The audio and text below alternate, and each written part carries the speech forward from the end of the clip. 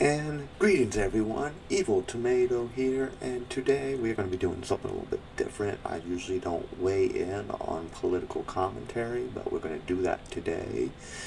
My heart goes out to the victims and family members that have lost loved ones in the Club Q shooting. So today we are going to look at a video from the Majority Report with Sam Snyder about the libs of TikTok and how they and other right-wing influence have caused this type of hatred to spread throughout our country. So if you enjoy this, let me know. I might start doing more political content. I don't know, I mainly just do Magic the Gathering, but this has been weighing heavily on my heart because it scares me. Some days I'm scared just to go outside my house. But with that being said, we're going to cut this intro and get into this video. I will be pausing a whole lot to, weigh in on what they are saying, and hopefully we can come to a,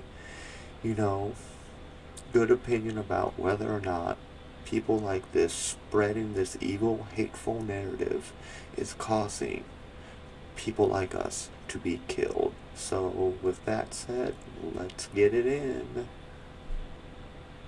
And greetings everyone, Evil Tomato here, and first of all, I gotta say today we're gonna be doing something a little different. I'm gonna be giving you guys my thoughts on the newest episode of the Majority Report with Sam Snyder, and they're talking about the recent shooting at the Q nightclub and lives at TikTok. I'm going to break down things for some of you people and give you my thoughts as a trans femme human being, and we're going to see if we can come to a conclusion. Is right-wing social media influencers like Lives at TikTok, Matt Walsh, and Ben Shapiro on the Daily Wire, are they the people that we can truly blame? Are they the reason why these terrible things are happening, or are we just looking for a scapegoat? So I'm going to try to give you the most objective answers I can. If you enjoy my content, make sure to hit that little subscribe button down below. Turn on the notification bell so you can always be up to date. If this video does well, I might delve more into more content like this since it directly affects me. And yeah, I'll still be putting out, I think tomorrow or so, I will be putting out either a Magic the Gathering live stream or deck guide video.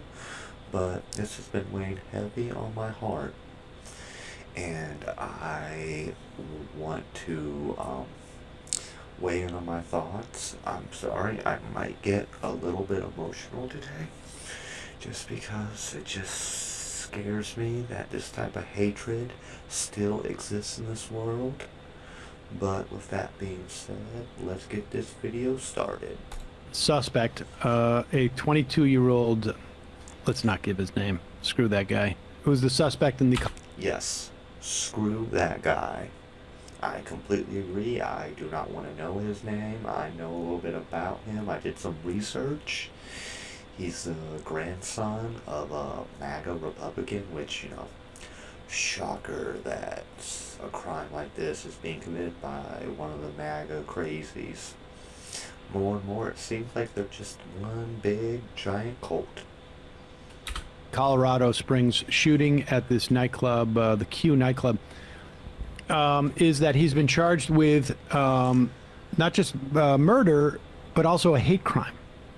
So we don't know anything other than that, but it at the very least is the latest piece of evidence. And look, I know a lot of people would say that it's obvious at this point that this is what motivated this guy but we should wait before we say. Fun little fact about that. He did recently, on some social media platforms, release his little manifesto because all these crazy shooters always have like a weird manifesto about what inspired them to commit this crime, because all crazy people do that.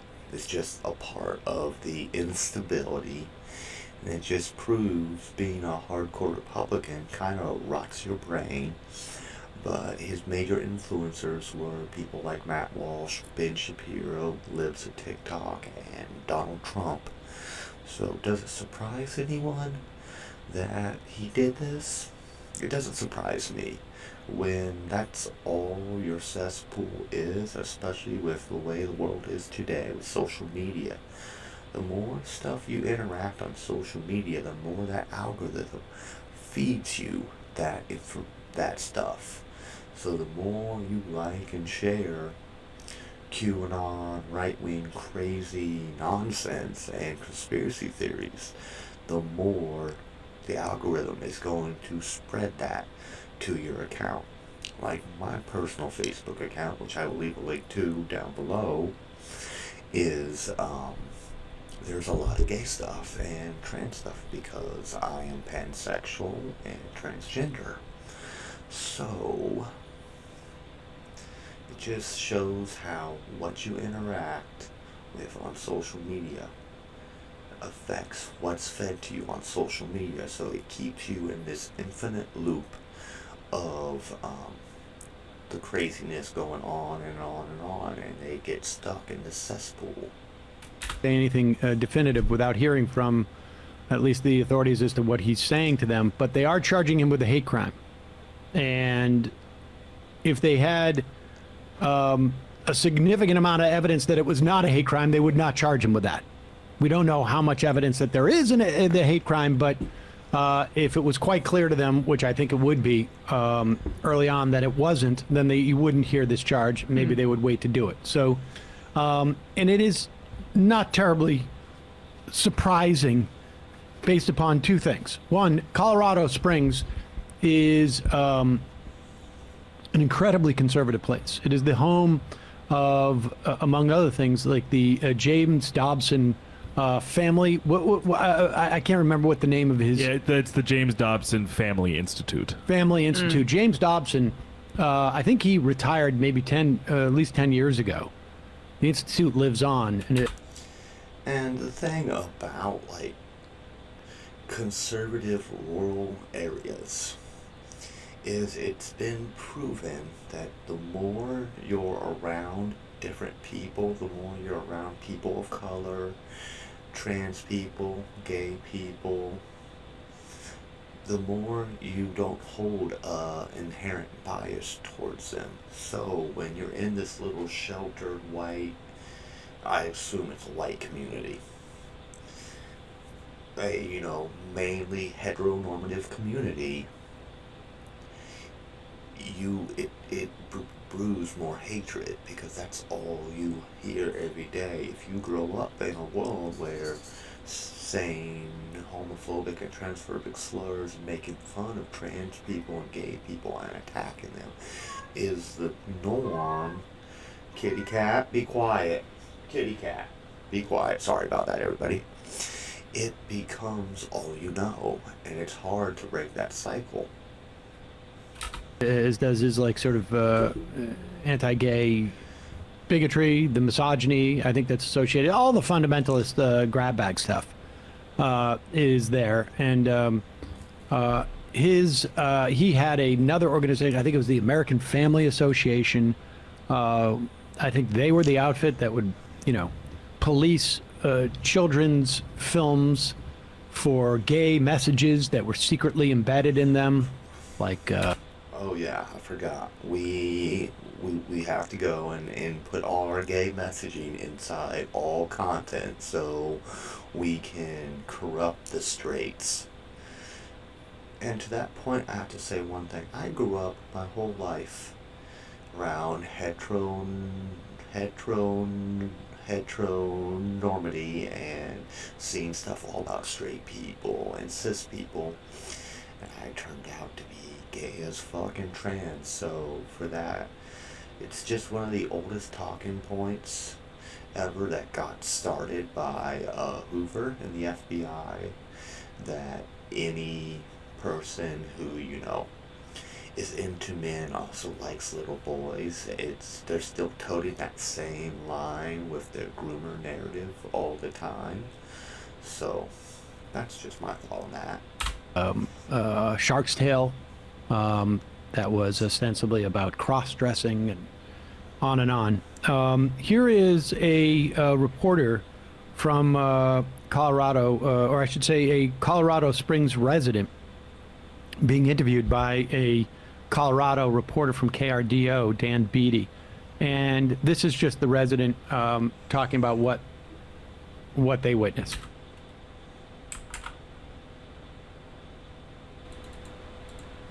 As I was dancing on the dance floor, I heard shots fired. I thought it was the music because there were no screams, there was no help, help, nothing like that. And I can explain why he thought that. As someone who's grew up around not a bigger town, but a town with gunshots, when that stuff happens, like, it happens so fast, but your reaction time, unless you've been around it so much, is so slow. So it is no wonder why he didn't think it, especially if you've ever been to any queer safe spaces, especially clubs.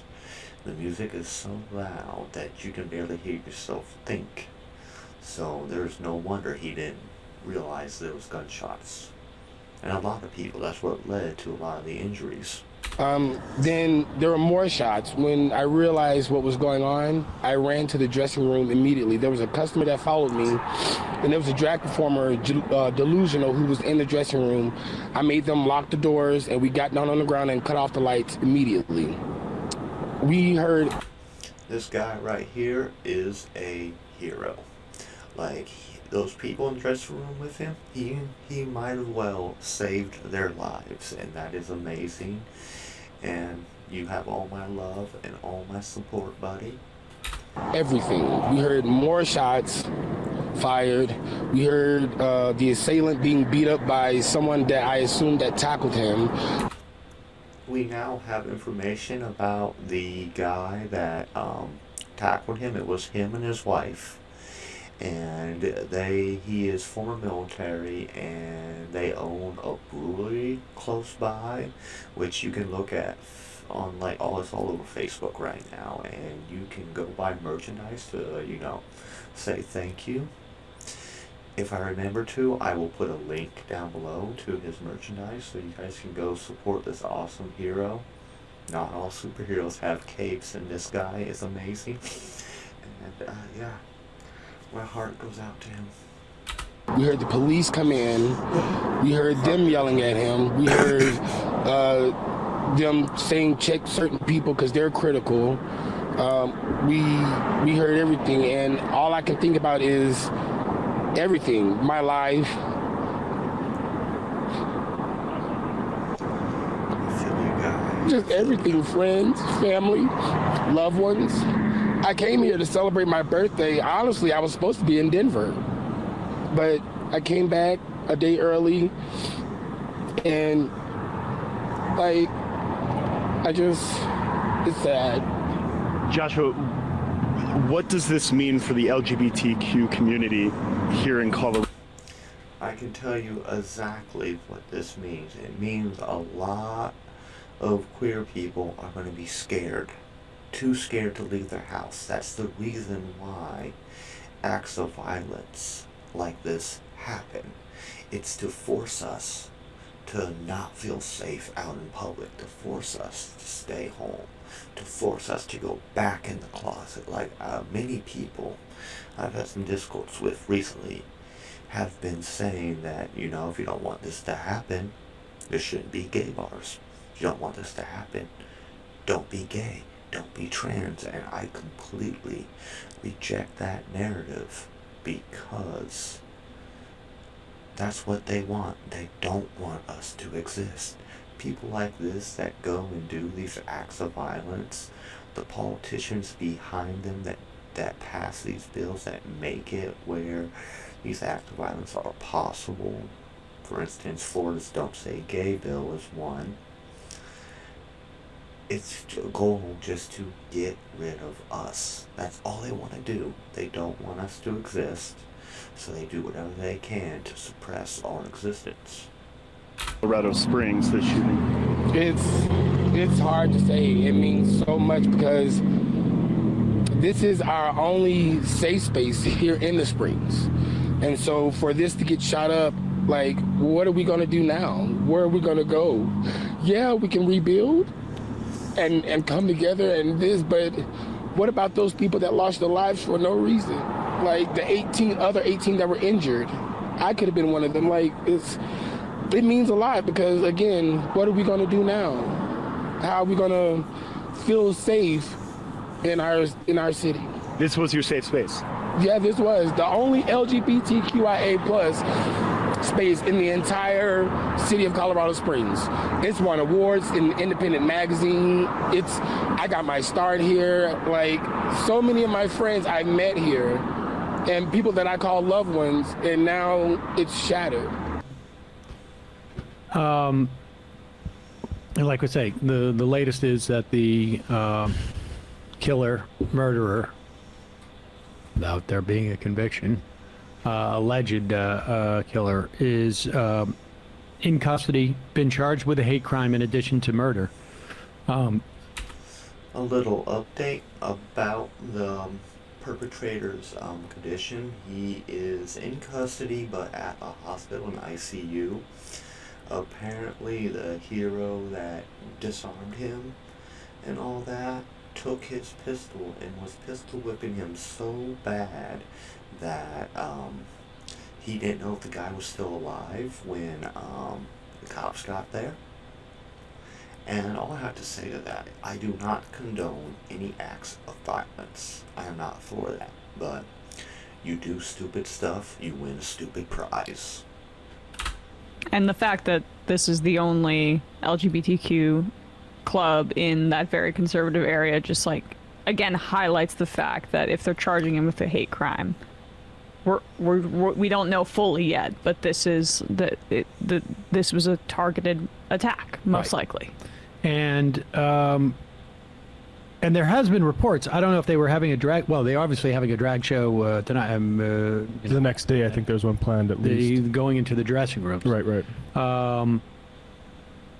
And again, you have watched the number of attacks on drag shows, and there has been a purposeful, which is not in any way to justify the transphobia that we have seen just churned out on the right. The transphobia that we've seen just churned out on the right, but also the attempts by the right to also sort of like cut into the acceptance that the American public now has for gay people. And frankly, they also have acceptance for trans people. I mean, largely speaking, the American public's attitude towards this is,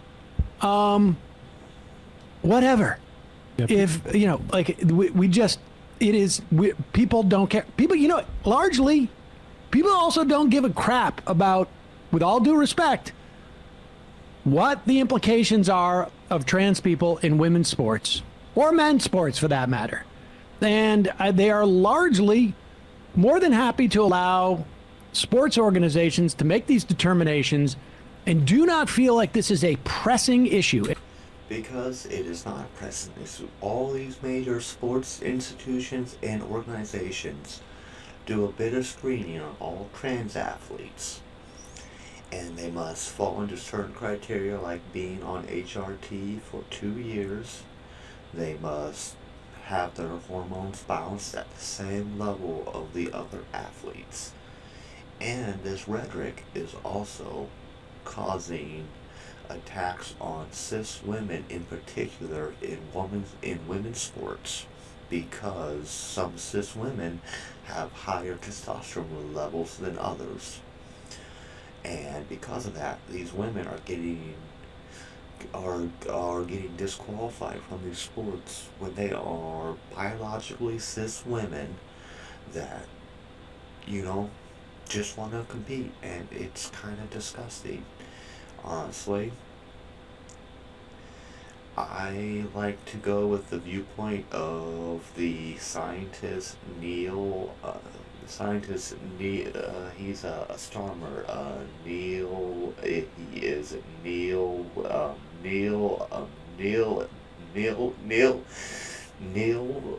Neil deGrasse Tyson. Sorry, I have a started the accent sometimes. I hope you guys can forgive me, but he had a whole debate with Ben Shapiro about trans people in sports, and he had the best way to solve the issue. Instead of separating in gender categories, we separate athletes by hormone levels. That way no one has an advantage. And we saw that rejected, at least, to the extent that we can measure this, in this 2022 election. But if you have any doubt that for the small but not non-existent part of the population that thinks this is the number one issue, that it is an existential issue to the lives of Americans and to the American society, understand that there are specific individuals out there, as well as like an entire conservative media machine, that is promoting this. Example one, Chaya Raichik, who tweets as the user of Libs of TikTok. Which is a hate account that... Yes, and they also helped cause bomb threats against Boston's Children's Hospital, which I think is just disgusting when they don't even have their information correct. Because Boston's Children's Hospital offers gender-affirming surgeries for patients over the age of 18. And they go and twist this information to make it sound like they're doing this stuff to little kids when they are not. But it all feeds into that fear narrative. The human mind is set up to where you fear what you don't understand, and they use certain little buzzwords like they are mutilating children to get people all worked up to the point that, they start going after all these doctors and hospital. The hospital had to close, and some kids weren't able to get their cancer treatments because the right wing has worked these people up so bad. It's the same narrative as back in the day, and still going on today, the anti-abortion stuff, where they're murdering the children, and think about the children. Is allowed to exist because people like Elon Musk have said that this kind of content is okay on his platform. The important thing, before, when we start this, put the tweet up, but scroll down, because I want to show people when this was tweeted. This was just tweeted yesterday in the morning. And the reason why these big companies are down with all this, like the one major one we're seeing right now is on YouTube. YouTube has terms of service. When you make an account, you have to agree to these terms of service, no hate speech and all that. And certain content creators like Libs of TikTok, Matt Walsh, Ben Shapiro, Daily Wire violate those terms every day in every one of their videos, but nothing happens because they make so much off of these content creators. But yet when a content creator debunks Matt Walsh, they get hit with a community guidelines strike, which I find is kind of messed up and kind of sus. The start of Trans Remembrance Week was Sunday, by the way. And there's an edit there too, I wonder. 8:25 a.m. yesterday. The shooting was the night before. On Saturday night. Yep. And scroll up here. This organization. So this was not a coincidence. This was edited specifically in the wake of this shooting. This organization in Colorado teaches kids how to become drag queens and helps kids, quote, safely experience the art of drag on stage.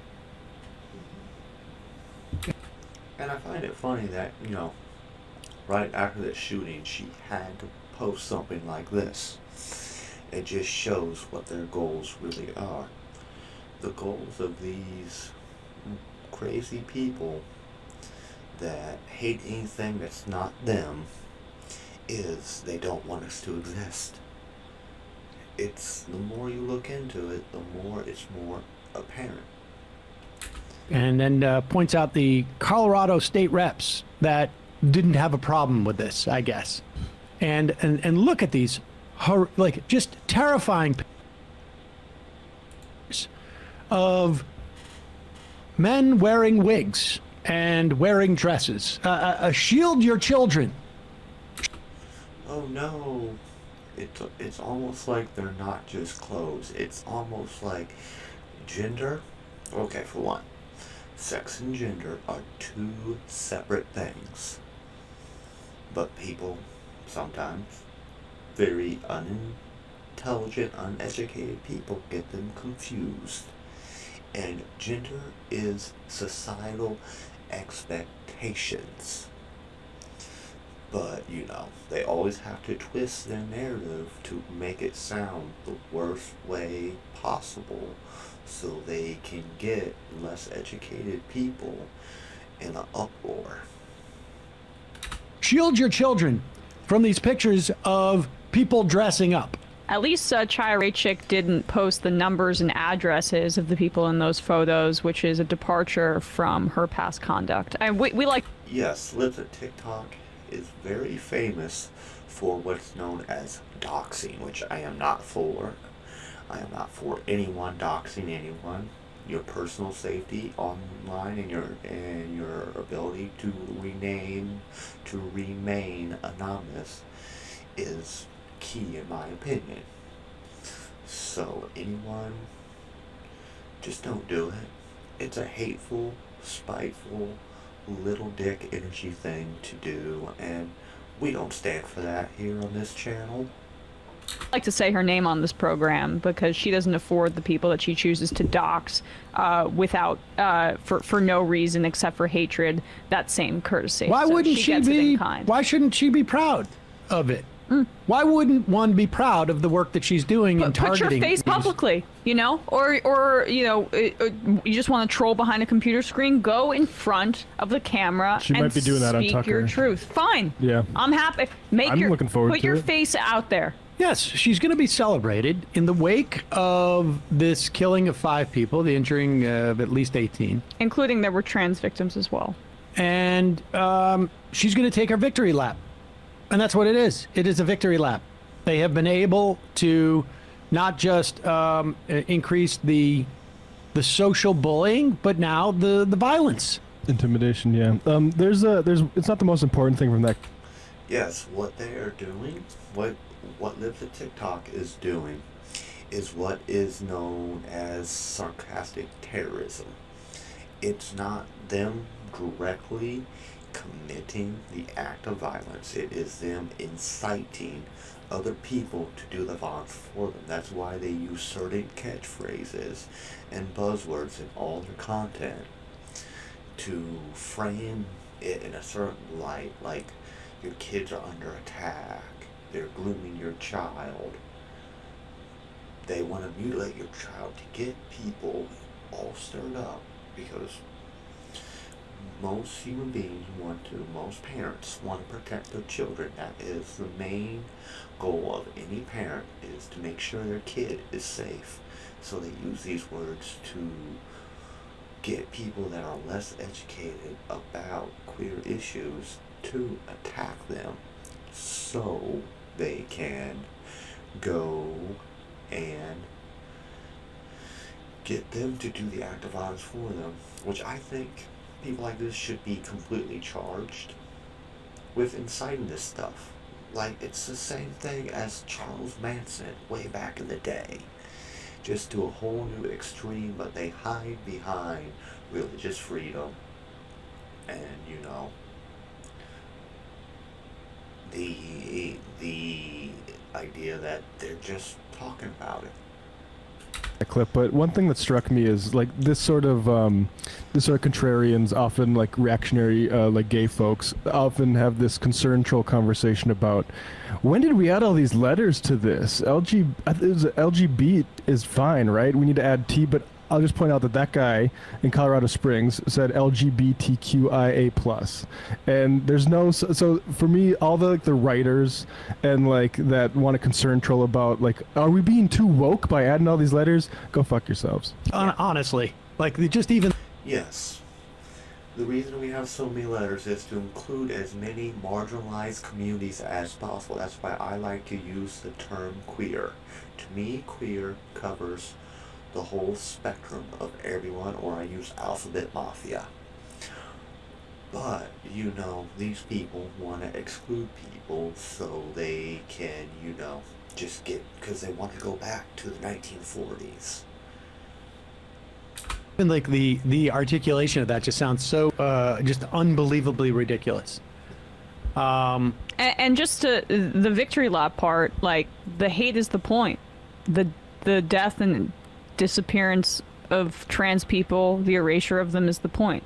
I don't know what society's response is supposed to be when you say there's an entire class of people grooming your children. Yeah, I mean it's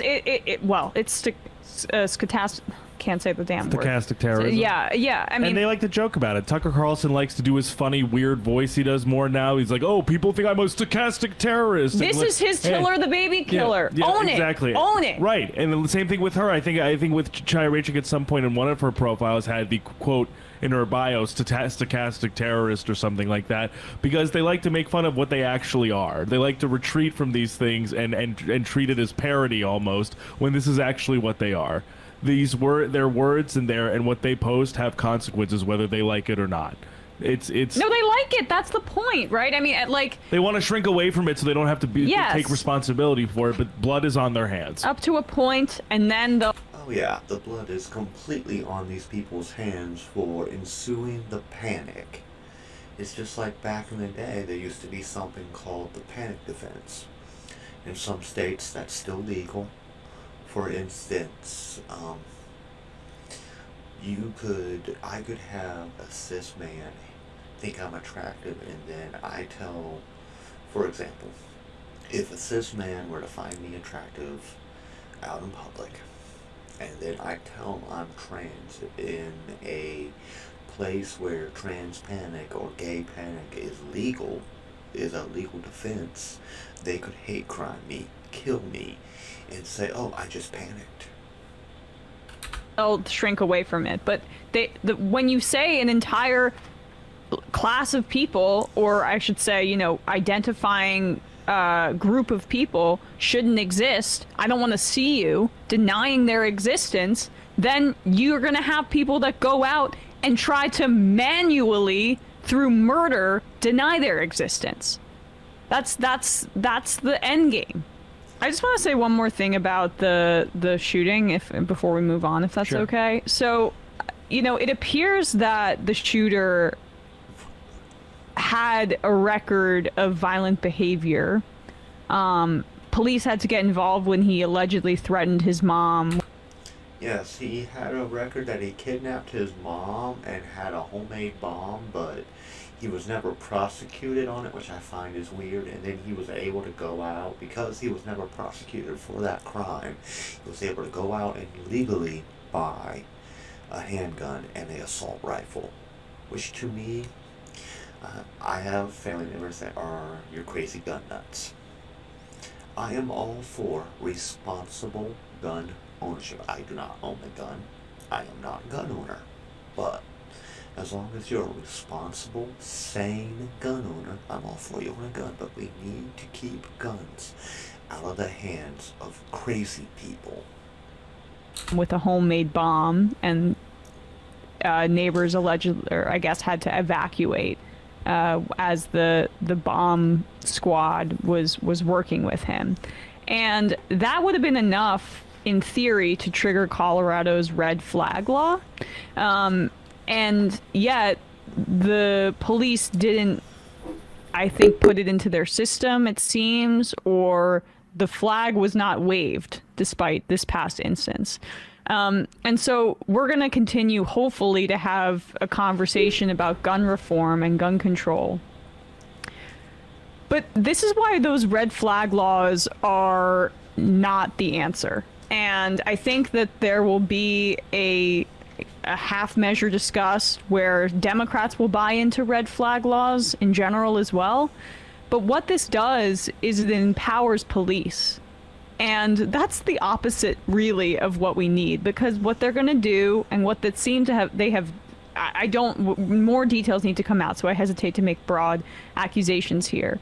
But it sets a precedent where police are going to make going to have discretion on when they enforce red flag laws, and they might continue to police and enforce them on communities that they already police and criminalize.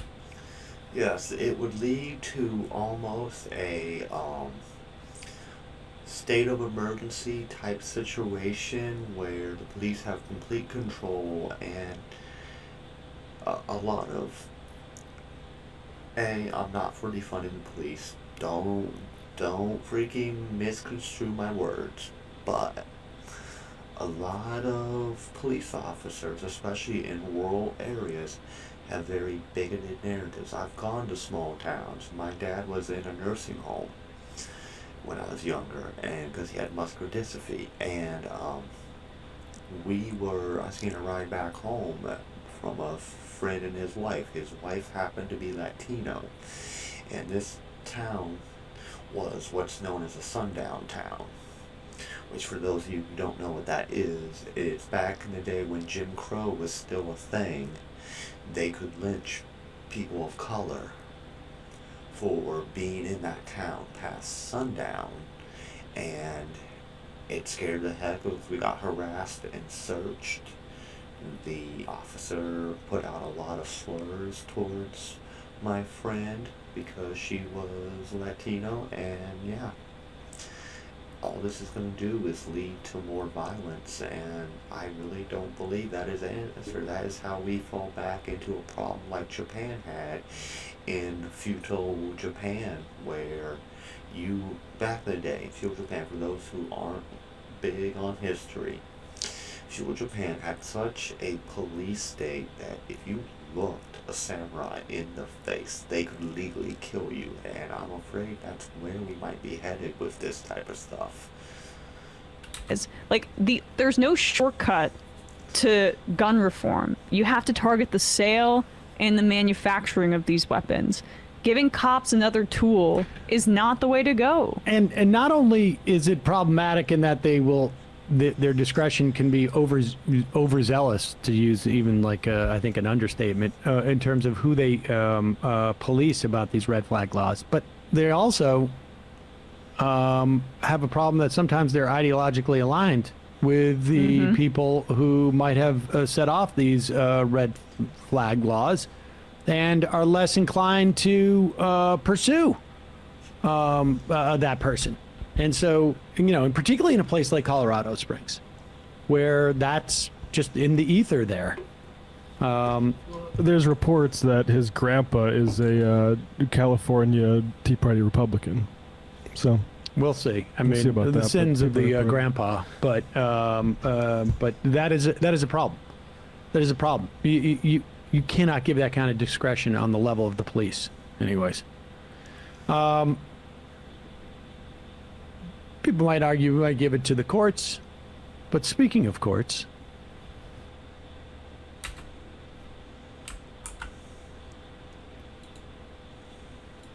Okay, that was it. Thank you guys for joining me for my little reaction into